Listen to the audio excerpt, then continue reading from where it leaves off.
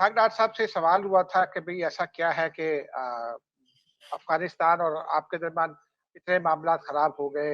एक हुँ, एक सवाल मैंने किया था, फिर एक अलानुर वज़ीर हैं, उन्होंने कुछ पूछे थी इसी तरह की चीज़ें, तो उस पर उनका ये कहना था कि अब पहले हम कह रहे थे पिछले 4-5 साल से, लेकिन अब अक़वाम मुत्तहिदा भी कहती है, बाकी दुनिया भी कहती है कि अफ़गानिस्तान एक्सपोर्ट कर रहा है टेररिज़्म। ताजिकिस्तान इसकी मिसाल है। ताजिकिस्तान ने फ़ॉर्मली ये इल्ज़ाम आयद कर दिया है कि अफ़गानिस्तान से हमला हुआ था और अफ़गानों ने भी उनको मुश्तरका तहकीकात की पेशकश की है, जिसका उन्होंने पॉज़िटिव जवाब भी दे दिया है।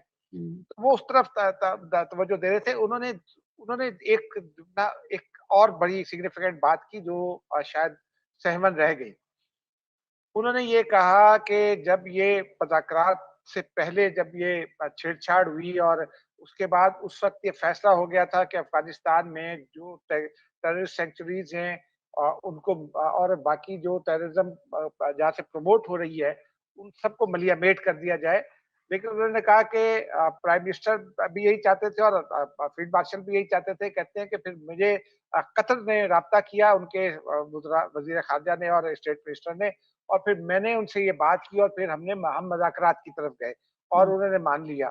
और अब भी उनका ये कहना था उनका ये भी कहना था कि हमारा एक ही मसला है, हुँ, अफ़गानिस्तान से बाकी कोई झगड़ा नहीं है कि अगर त उनकी सॉइल हमारे खिलाफ इस्तेमाल ना करें, तो हम भाई हैं।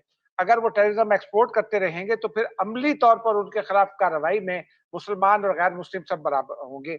और बाय द वे ईरान ने तकरीबन 12 लाख अफ़गानियों को निकाला है। हमने हुँ, 10 लाख को वापस भेजा, हमने वापस भेजा, उन्होंने निकाला है, ये फ़र्क भी है। अब आ जाते हैं ज़रा जो सज्जाद अनवर बात कर रहे थे, देखिए ना, मज़हब जो है, ये एक बड़ा स्ट्रॉन्ग एलिमेंट है। आप मज़हब को बुनियाद बनाकर उस नारे के ज़रिए पहले दौलत ने बेचा ना, मज़हब को बेचा। उस जी, वक़्त हमारा और अफ़गानिस्तान का इंटरेस्ट क्लब कर रहा था ये तालिबान उससे पहले जो वारलॉर्ड्स थे, हिकमत यार, उस्ताद रब्बानी, अब्दुल रब रसूल सय्याफ और फलाँ-फलाँ, तो हम मज़हब को बेचते रहे और लोगों को मरवाते रहे। दूसरा दूसरा इम्पोर्टेंट फैक्टर ये है कि अफ़गानिस्तान की जो इकोनॉमी है, उसके इम्पोर्टेंट फैक्टर्स क्या हैं?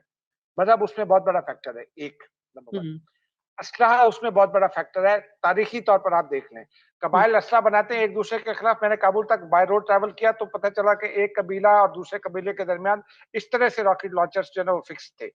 और ये आज से 25, 30 साल, 40 साल पुरानी बात कर रहा हूँ। हुँ, अब ये सारी चीज़ें जो हैं एक तो ये बात है। दूसरा उनकी साइकी वो हुँ, वो कहते हैं ना कि 5 साल तक अगर अफ़गान जो है ना वो किसी से लड़े ना तो उसके खून में उबाल आना शुरू हो जाता है। हुँ, फिर मनशियात, दुनिया में सबसे ज़्यादा मनशियात और जो पाकिस्तानी ड्रग बैरन्स के नाम आपको तो पता होगा, आप मुझसे थोड़ी-सी जूनियर होंगी, उम्र में कम होंगी थोड़ी-सी शायद। लेकिन आपको काफ़ी पता है कम, ये काफ़ी। अनवर खटक, हाँ, ये काफ़ी कम। सखी दोस्त जान मोहम्मद नौतेज़ई, ये जो 100 ड्रग बैरल्स में 90 पाकिस्तानी थे, वो हुँ, अफ़गान ओरिजिन के थे जो पाकिस्तान की तरफ बढ़ते थे या अफ़गानिस्तान में बढ़ते थे।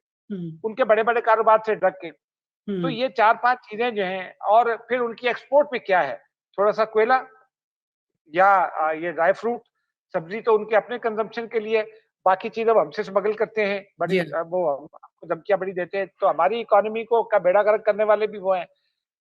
और उस मज़हब फ़रोशी में एक ज़माने में उन्होंने बामियान गिरा दिया था सारा। हुँ, दुनिया कहती थी कि इसको छोड़ दें, हम आपको पैसे देते हैं। वो कहते थे नहीं, पैसे नहीं चाहिए। बामियान गिरा दिया उन्होंने। वो भी ज़िद का मसला था मुल्ला उमर की। और अब वही अफ़गान 50 मिलियन अमेरिकी डॉलर की लागत से भारत को तैयार करके देंगे एक जो दुनिया में सबसे बड़ा गुरुद्वारा, वो माफ़ कीजिएगा गुरुद्वारा कह रहा हूँ, मंदिर। हुँ, हुँ, 50 मिलियन डॉलर में कोई मंदिर बनेगा। अब आप इन सारी चीज़ों को क्लब कर लें और फिर उसकी हिस्ट्री देख लें। 47 में पाकिस्तान को तस्लीम करने वाला आखिरी मुल्क अफ़गानिस्तान है। हुँ, ड्यूरेंट लाइन को वो तस्लीम नहीं करते थे। अशरफ गनी ने खामोशी इख्तियार कर ली थी और फिर खामोशी से तस्लीम भी कर लिया था, अनाउंसमेंट नहीं की। तालिबान ने भी शुरू में आँखें बंद रखी।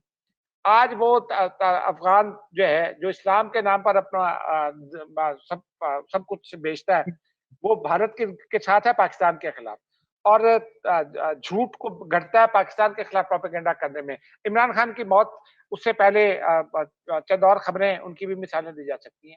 जी, तो ये बड़ी कॉम्प्लेक्स जी सिचुएशन हाँ, है। बिल्कुल, बिल्कुल और हाँ, इसको हुँ, और उनको एक ज़ोम ये है कि हमने तो अमेरिका को हराया, हमने तो रशिया को निकाला। वो उन्होंने नहीं निकाला था, रशिया को उन्होंने नहीं निकाला था। अमेरिका को निकालने में भी ये जो हमारे भाई साहब कैद हैं आजकल फैज़ हमीद, उनका भी कहते हैं कि किरदार था। और फिर हम नेक्स्ट डोर नेबर हैं, उनको भुगत रहे हैं। जी। हमें ये एक्सपीरियंस है कि उनको कैसे डील करना है। हुँ। तो हम अगर क कोई कार्रवाई करेंगे, तो हम ये सारी चीज़ें मद्देनज़र रखकर करेंगे। या इन बिल्कुल। तमाम चीज़ों के दौरान में आपको ये देखना चाहिए ना कि अब उनकी जो साइकी है, उसके नतीजे में क्या हुआ है। ये अभी अब्दुल रहमान की बात हो रही थी। जी, अब्दुल रहमान एक का जो जो थोड़ा-सा ताज़ा वक़्त निकला है जी, बस थोड़ा-सा ये वक़्त चंद जी, जुमले जी। चंद जुमले। अब्दुल रहमान ने ये तस्लीम कर लिया कि उसके बहन-भाइयों को वीज़ा नहीं दे रहे थे, तो इसलिए उसने ये सारा कुछ किया। हुँ। और वो आप देखिए ना, यही वो जो मैं बात कर रहा था कि अफ़गान 4 साल तक खामोश रहे तो उसके खून में उबाल आ जाता है। वो 2 साल तक रहा और बहन-भाइयों को वीज़ा ना देने पर बच्चे उसके वहीं रहते हैं हुँ, और हुँ। बहन-भाइयों को वीज़ा ना देने पर उसने 2 नेशनल गार्ड्स मार दिए। बस ये कहानी है सारी अफ़गानिस्तान की। इसी अच्छा तनाज़ुर में हमें उससे डील करना होगा।